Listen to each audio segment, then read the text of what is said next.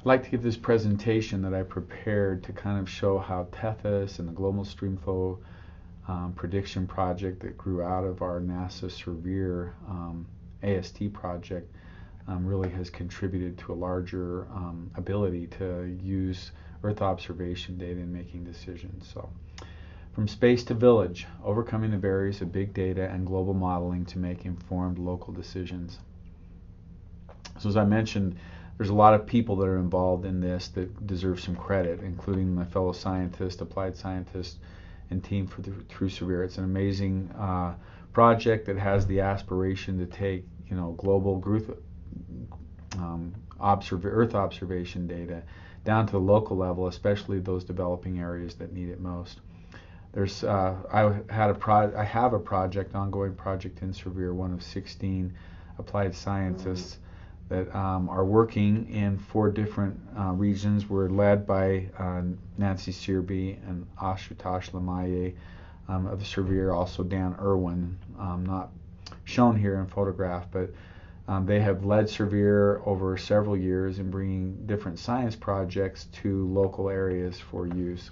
Our particular project happens to be with the SERVIR Himalaya region, and ECMOD worked together with the team there, and also 3 of the other ASTs, so there were 4 ASTs assigned to each of the 4 hubs, and as well as many BYU students that have been a part of this. It's been an awesome team effort, and I think that the results have been very good because of that. I couldn't go any further without acknowledging my family, particularly my most important co-I, my wife Laurie. If it weren't for their well-being and the things that she does to make that happen, there's no way I could be involved and participate in things like this.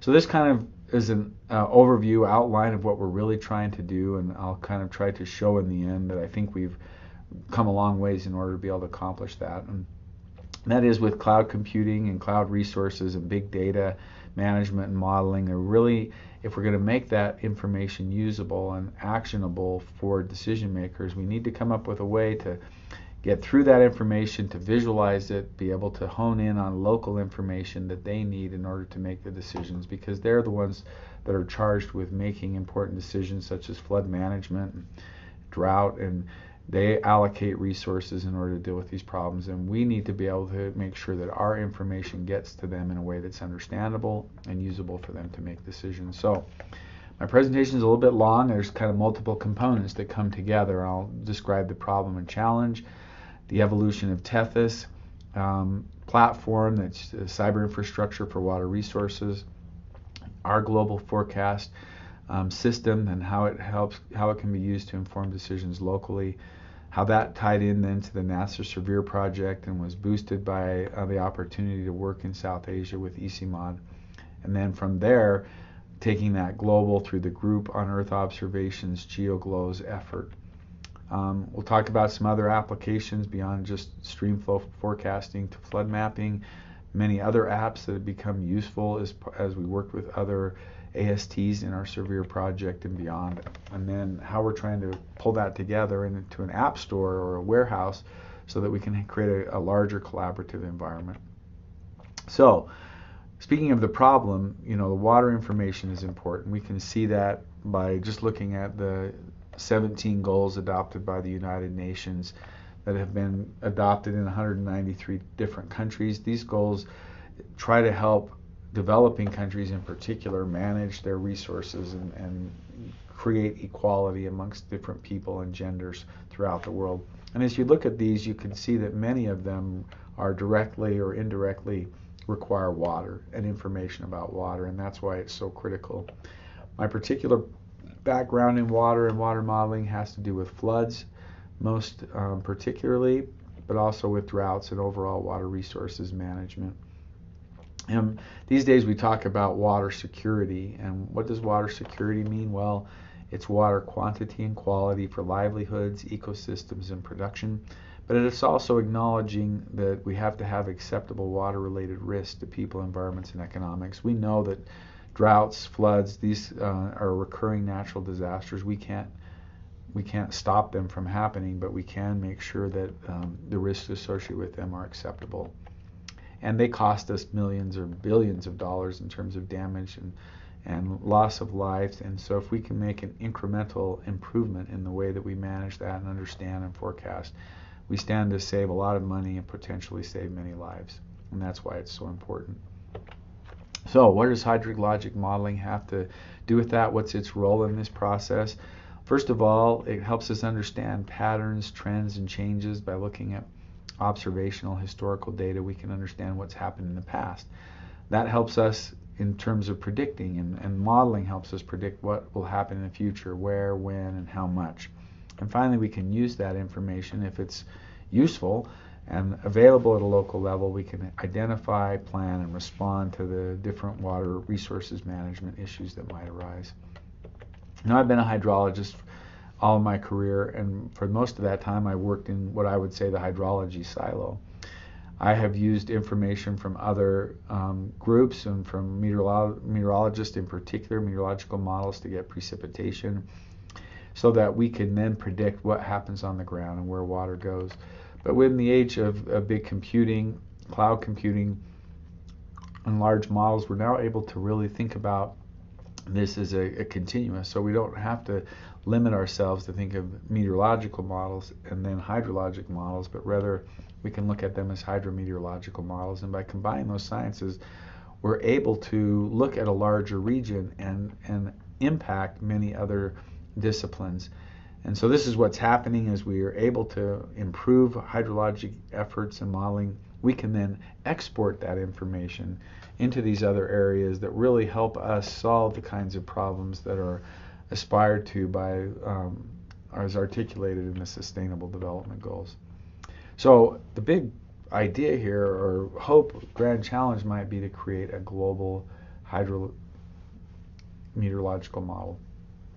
And that's a high aspiration, but if we could do that, then we could focus other resources locally on creating solutions and improving that information and using it to inform those decisions that get made.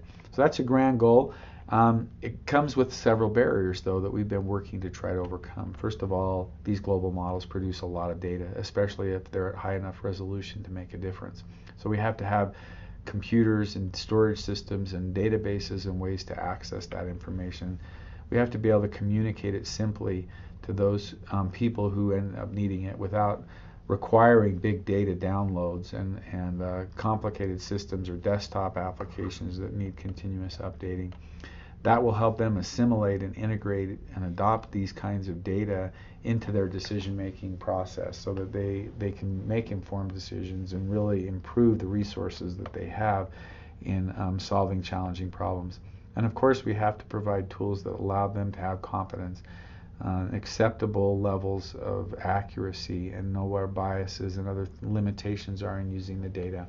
So these are things that we've been working on. I'll try to present as part of this and the challenge that we've had, and part of overcoming that problem and challenge has been the evolution of the Tethys platform, which is cyber infrastructure for water resources management, and a very successful project that has, you'll see as I go forward, has become an integral part of delivering Earth observation data to local decision makers. So my background, I've developed water resources modeling software, visualization, pre and post processors to watershed, riverine, and groundwater models. This software is desktop applications developed by the Army Corps of Engineers and now distributed through Aquaveo, a company that grew out of our research work here at Brigham Young University. But as I mentioned, these are desktop applications. They required updates, and when software was updated, they required data to be local and downloaded. And so they're really for the engineer, those who with skills and capacity to develop models. But that limits their use and possibility. My particular area is in the watershed modeling system and flood mapping and water resource management, as I mentioned recently or earlier. But as I was saying, having things all on the desktop really limits our possibilities because it requires that expertise to be at every local agency where the information needs to be created, so that we can download information and data, we can download software and updates and then run that and be able to individually manage that. But we've seen over the last decade a real improvement in the ability to use the cloud to manage data and consolidate computational resources and then provide solutions through thin client interfaces over the network. So if you look at NOAA, they have a viewer, a web viewer that allows you to get in and see their forecasted data. The USGS has a geodata portal that allows geographic navigation of their databases and downloading from that. Esri, leader in GIS software, is moving from desktop to cloud and online mapping data services, and other systems like Iowa has a wonderful flood information system that is all in line and delivered through the web, as does the Philippines through their NOAA project. We got into this by using ArcGIS online software to put ModFlow groundwater models across the state of Utah into a web computing environment where already calibrated groundwater models could be used interactively to add wells and then provide a preliminary feasibility of whether a well permit could be granted or not. Previously, this required the state engineer who knew how to run the desktop software and the models to take the application, go in and identify the point, add it into the model, run it, look at the results, and then provide the results back. And that often took weeks, if not months, because he had so many other responsibilities. So by putting this online, we really open it up to decision makers and the ability to make decisions in a way that really wasn't possible before. And that project kind of let us in, or opened the doors for us to participate in a EPSCoR Cyber Infrastructure for Water Resources grant that was given to us by NSF as a collaboration between Utah and Wyoming to improve the ability for Utah and Wyoming universities to compete in the NSF and have an infrastructure that will allow us to do that. Our particular component at Brigham Young University was to enhance access to data and computationally intensive modeling. So we wanted to use the expertise we had gained in doing the desktop and watershed, groundwater, river, coastal modeling software into a cloud environment on top of more computationally intensive computing. And so that's where we developed this concept of trying to take data, big data and models in the cloud, be able to deliver them through a web interface into the hands of decision makers, and then to be able to replicate those models to add a new rainfall disorders or a new well, as I mentioned before, so that it was very simple to look at updated or what if scenarios by these decision makers without having to have all the knowledge on the back end of running complicated modeling software. So as part of that, we wanted a system in the web that would allow us to do that. We wanted it to be usable by civil engineers, water resources engineers. And so we knew we had to lower the barrier to do that. We began looking at all these web applications that I mentioned previously and trying to find the common denominator of systems and tools that were needed, like HTML and CSS, open layers and GeoServer when you want to put a map, JavaScript capabilities, and 52 North, which is an open source package for doing geoprocessing, PostGIS, an open source geospatial database on the back end. I might mention we kind of started into this idea that we would need to use ArcGIS, that it had the components, but NSF required us to use all open source. And so, we did a survey. There were over 700 of these kinds of things that were used to making them, and this became kind of the common denominator for most of those web applications. We wanted it wrapped in Python, which is becoming the standard for scientific computing, and then Django, which was already a web content management system that manages users and helps us provide all of that support on the back end without having to implement it anew each time. And so we combined all of these projects and layers together into what we call Tethys Platform. Now, what is Tethys Platform? We like to think of it as a collection, or putting all of these things together into a single box or platform or unit, so that developers have access to these tools and then users can deploy them onto the web. And so we call it a big box of web GIS stuff, and it includes all those things that you need to both create web applications and then deploy them in a web portal. And so it has all those components. It's wrapped in a software development kit that uses Python, so that we can help lower the barrier to creating and deploying these kinds of applications. So that's kind of, now we've talked about a problem, we've talked about the Tethys and the CI water project. I sometimes used to call that a solution looking for a problem. And so the problem that kind of simultaneously came along was this opportunity to look at large-scale hydrologic modeling that I've been involved in for many years. And so from 2011, 2012, while we were developing this idea of Tethys, I also got involved with the group on Earth observations. And in January of 2014, I went to my first geoplenary, and the group on Earth observations. And their idea is to be able to get this large data modeling and satellite-derived observations into local use and combine with local data. And I had done some work in the Dominican Republic in managing local data, but now I wanted to see how could we leverage and combine that. And in fact, the title of that geoplenary was Integrating Observations to Sustain Our Planet, which was exactly what the kind of thing we had envisioned in doing with Tethys. I took an opportunity as I met people from the European Center of Medium Range Weather Forecasts and the European Union's Joint Research Center in Italy, opportunity to go visit them in Reading, England, and then later in Italy to see how we might use our tools or what we might be able to do in order to integrate what their work had been doing with what we had been doing. And ECMWF they're world-leading experts in developing meteorological forecasting, and they have a 51-member ensemble that they run through a land surface model to generate a historical simulated time history from which they can get return periods.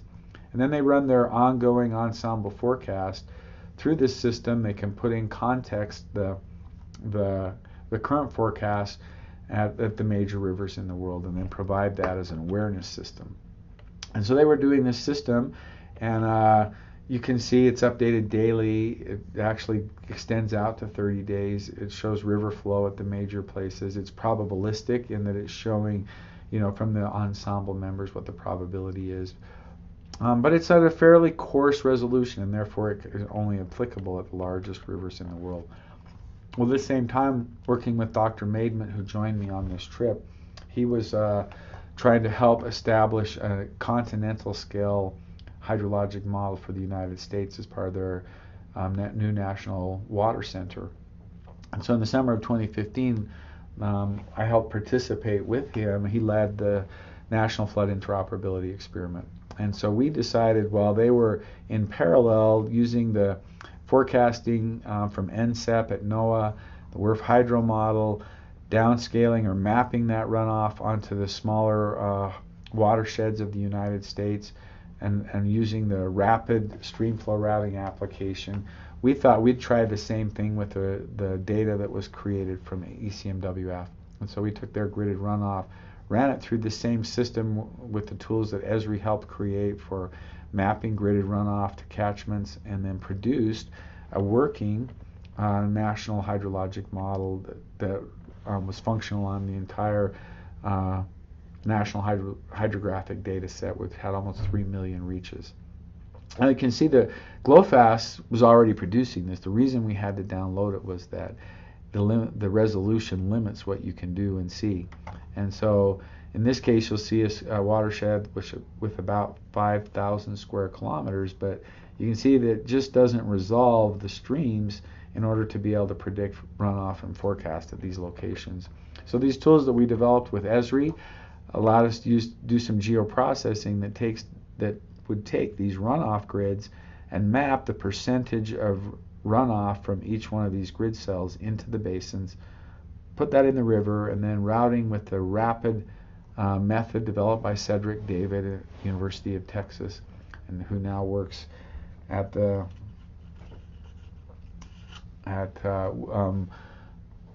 JPL for NASA.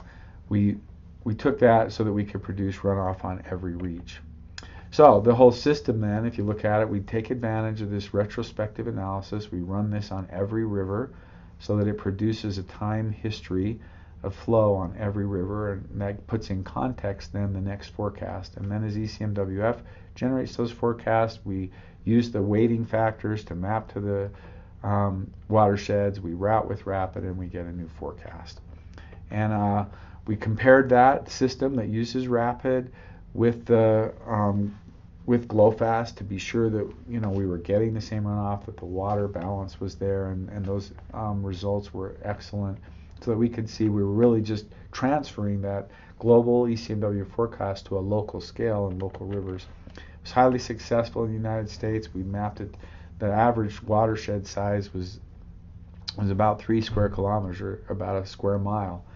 And you can see that it was clearly picking up the indication through the ensemble forecast of floods that were onset, and obviously as the time got closer, the match was even better. And so this system now then was transferring what we knew was happening meteorologically to the ground, so that we could see the flows in the rivers. And of course, the United States was still interested in developing and improving their own forecasting system and not using the European model. So they went on to continue to assimilate the USGS gauge data, improve their forecast, and then developed and put out for initial use in 2016 their national water model. We were able, in working with them, to use the Tethys applications, the cyber infrastructure we had done, so that it could easily data mine and visualize the flood forecast across the continental mile that had more than 3 million reaches. About 4 terabytes of data get generated each day. And so the Tethys tool allows any local water manager to go in locally and be able to grab and visualize that information and even download it from the different forecasting products in short, medium, and long range, and the analysis and simulation as well. So those have been published through Quasi, but additionally we began to look at what if we could do this internationally. If we could get a forecast or create a national water model from the ECMWF forecast over the United States, could we do it anywhere in the world? So as I mentioned, I've worked in the Dominican Republic over many years on different projects, working with their National Hydrologic Service, INDRI, Instituto Nacional de Recursos Hidráulicos.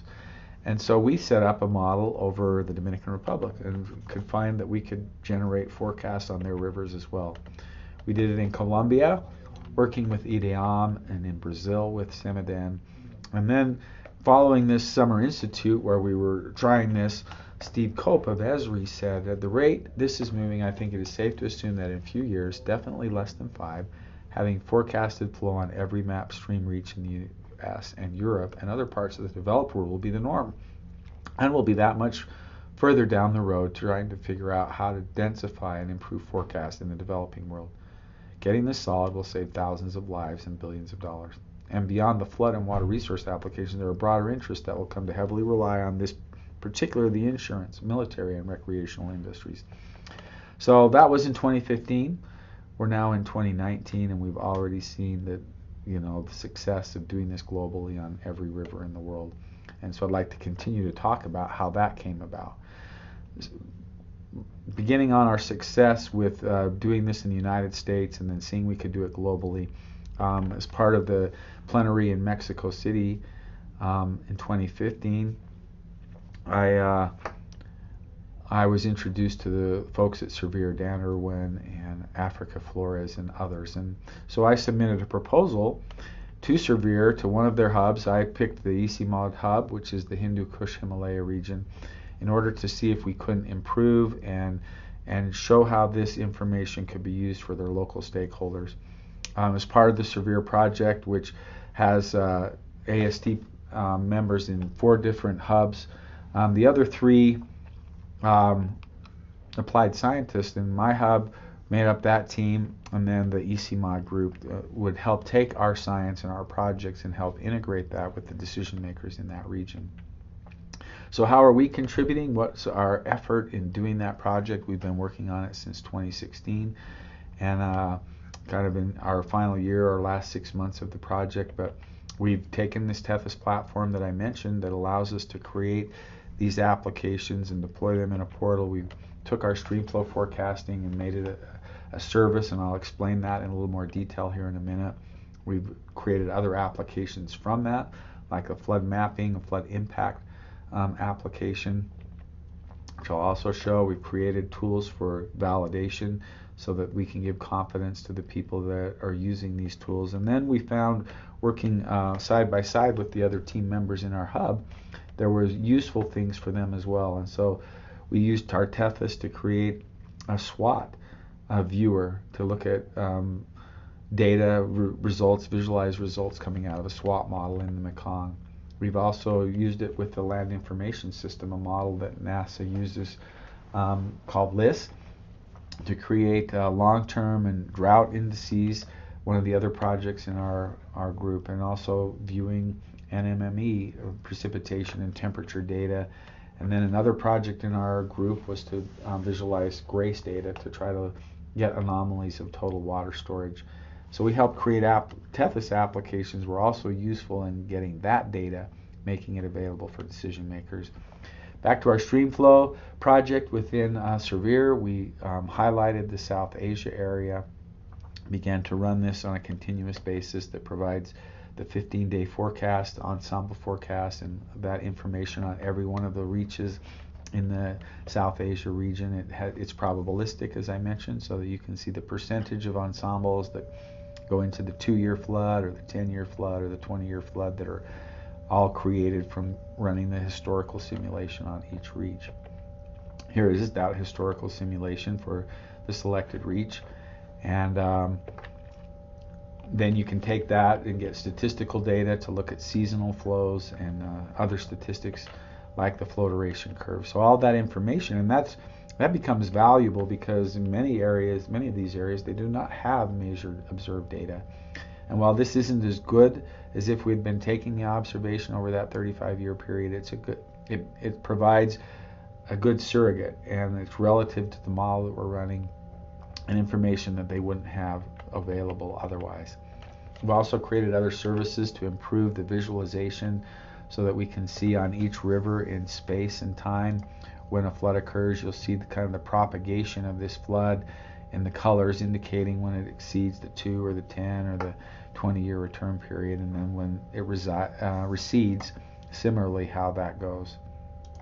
So these tools are very helpful in doing that. We've created a flood impact map which takes the forecasted flow.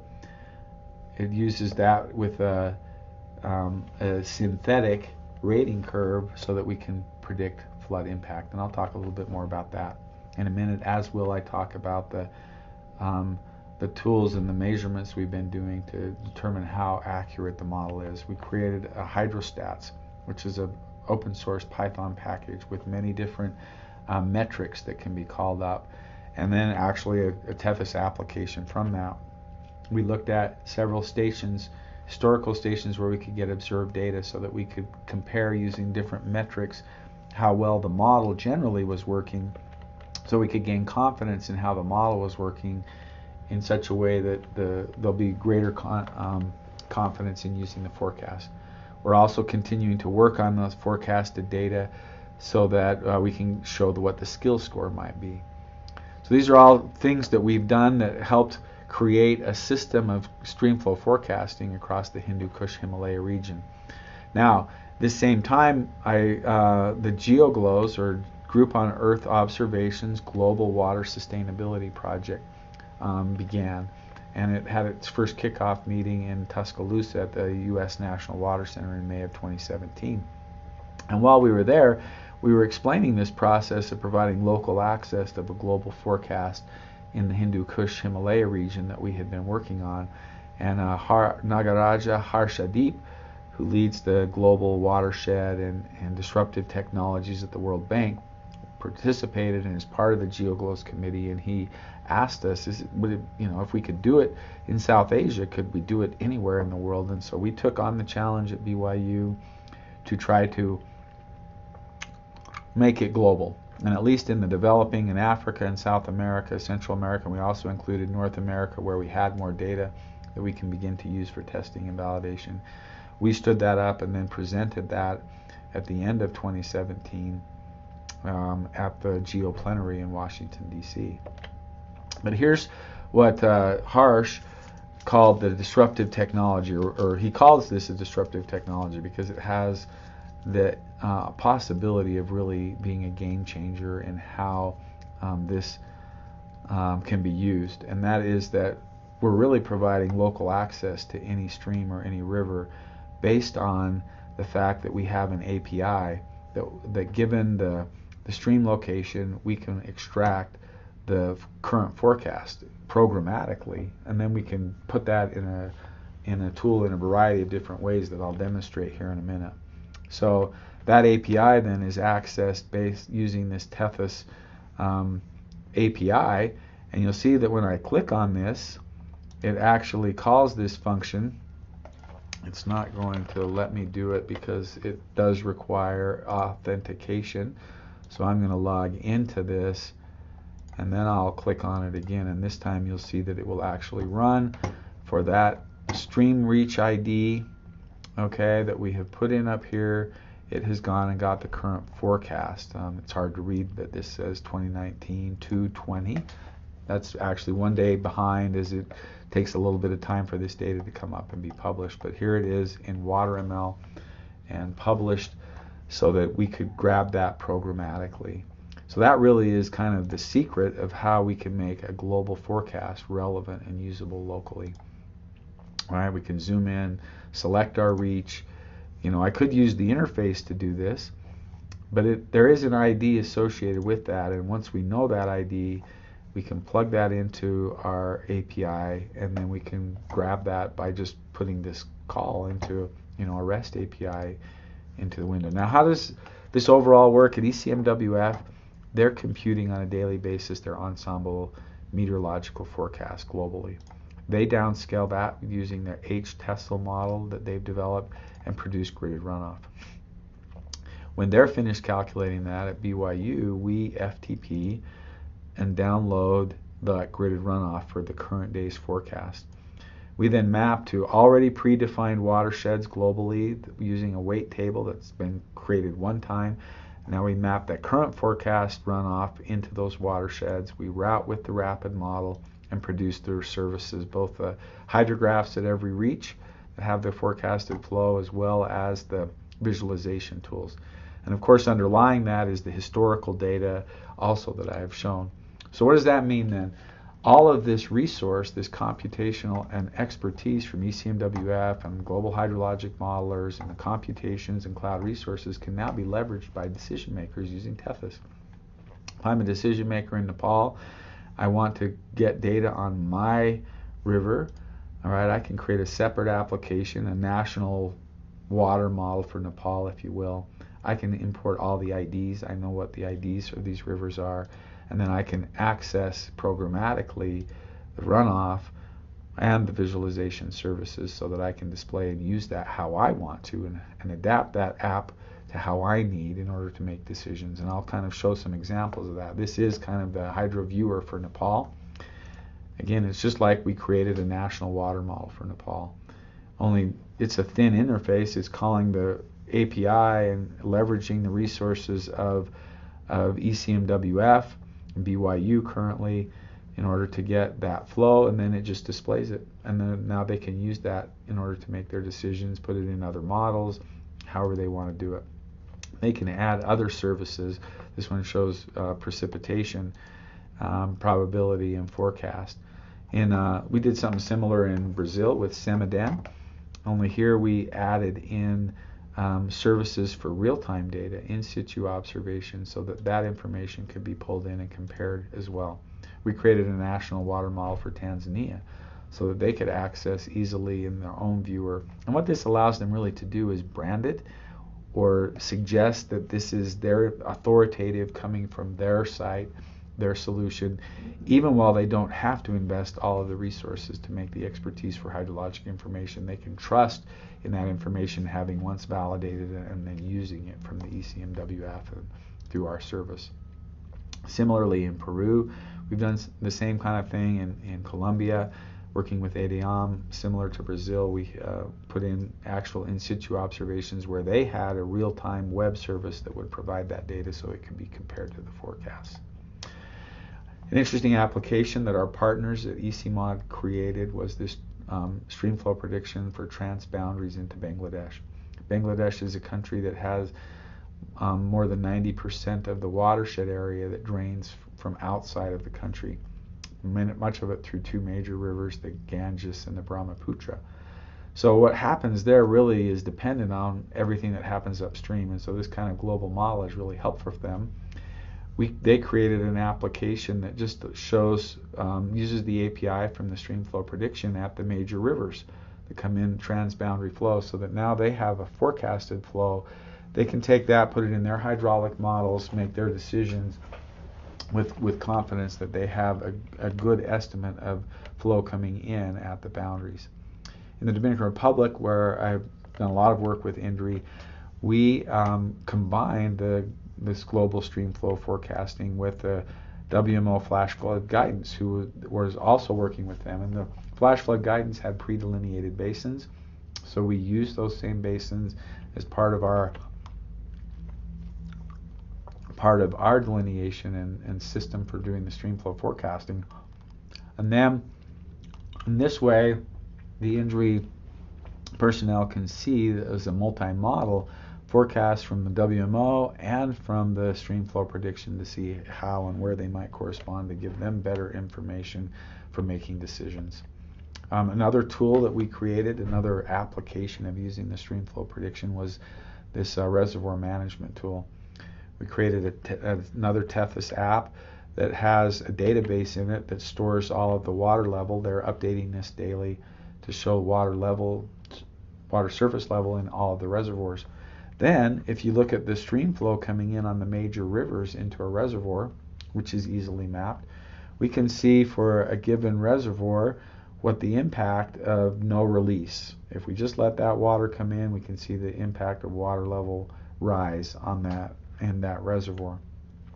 And then a reservoir manager can say, well, I want to discharge a certain amount over a certain number of hours, and then that will show how that will impact the water surface elevation of the reservoir. And so there's a lot of different things for irrigation management, flood control, hydroelectric power that can be managed, and then a reservoir operator can see how that will impact the reservoir levels over time. And it includes that forecast coming into the reservoir. Now, one of the things, this is just a mock-up, but because it's a service and information can be retrieved programmatically, in Nepal they have this page that's run by their government. If they wanted to now, they could go in and put in the stream. So anywhere they have a stream, they could call the API, grab the forecast, and be able to display it here in their authorized real-time application. I mentioned that another important part of our SERVIR project has been doing flood mapping, and we have used a simple flood inundation map called the height above nearest drainage, or HAND method. The HAND method takes all of the DEM, digital elevation cells in a river, and then using a flow accumulation, a flow direction grid, it finds out which other DEM cells flow into it. So if we look at this red area, we can see all this pink flows into this cell labeled 33, and these dark ones are the stream cells. Now, we can take each one of these units and we can calculate a simple bathtub level filling of those so that we can create a hand map. Here you can see this elevation is 1 above its nearest stream. This one is 5 above the nearest stream that it drains into, and 7 above. All right, over here we're 3 above and 5 above 5. So this is calculated for each one, and this is called the hand map.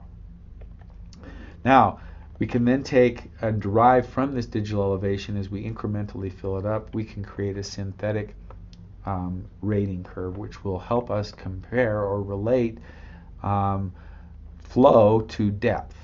And once we know depth, we could use the hand map to automatically fill it in. So here's a typical forecasted stream flow coming from our API, from our tool. Here's the rating curve that we've developed for a reach stretch. Here, this reach. And now we can then convert this with that rating curve into a stage or height over time and height in the river. And then we can take the hand map, and with a very simple display technique, we can just turn on those cells at any given time step that have that height or lower. and that creates a simple bathtub flood map. It's not managing the hydrodynamics, but for many areas that's very useful. We then created an application that does this and takes all of this information, a pre-delineated hand map, the current forecast, and converts that into a flood map. And so here's an animation that shows that. We can zoom in and select any river, and then it will go out using the API, get the current forecast. You get a flood extent. That might be the maximum. We can also animate that so that we can look at the flooding over time. Now, because the ECMWF forecast is an ensemble forecast, we can also look at the probability of flooding. And so here, the darker the orange, the more of the ensembles ended up producing flooding in those locations. So again, that's very helpful information for decision makers to be able to use. So there's some applications. That was all very good, but many of our colleagues working on other AST projects began to notice this is very valuable for us. And so what has sprung out of our project and working with SERVIR are several other apps that have been developed similarly to get big data and modeling through a thin client interface using Tethys and the Tethys portal in order to deploy those apps into the hands of decision makers. And you can see the many others that are beginning to develop these kinds of apps. Ours particularly involved this downscaling process, which I've already mentioned, but many other models, including the LIST model, was developed by NASA and used by some other of the AST projects, also develops gridded runoff. So we were able to create from a similar stream network using the LIST model. We're able to map that runoff into its rivers and provide runoff. And then we went for a higher resolution. They wanted to do a higher resolution across Nepal. Followed that same process in order to be able to capture that stream flow from that gridded runoff. And then we've developed other visualization tools, both gridded and stream flow runoff. Here's the LIST observation viewer that lets you look at the gridded values and displays them. It lets you put a point down and extract a time series at a location, but it also allows you to map that to the rivers and then produce river discharge. We can use that kind of information into other applications. This one was a Nepal crop monitor, where each different state or department, region, has its own ability to come in and look at the major crops in that area and see what might be happening by compiling and then displaying using the Earth observations to do that. A drought index was created, and I'm just going to go through several apps now that have been part of this. This was the Bangladesh version of that land data assimilation. I already mentioned the Transboundary Flow Forecast app that was created using Tethys, the WRF Observations Explorer, and this was another of the AST projects, was to generate high intensity weather anomalies. And so we're able to, again, see all of the raster data, but we can overlay that stream network, map runoff onto it, and generate the runoff hydrographs as well. We have the more generic version of that now that's been developed that looks at just the gridded runoff. The meteorological data allows you to get polygons and points and aggregate over an area or drill down through a point and pull out time series. I mentioned earlier the Mekong SWAP model viewer that takes results from SWAP, again a gridded system, and river networks, so that we can display those results.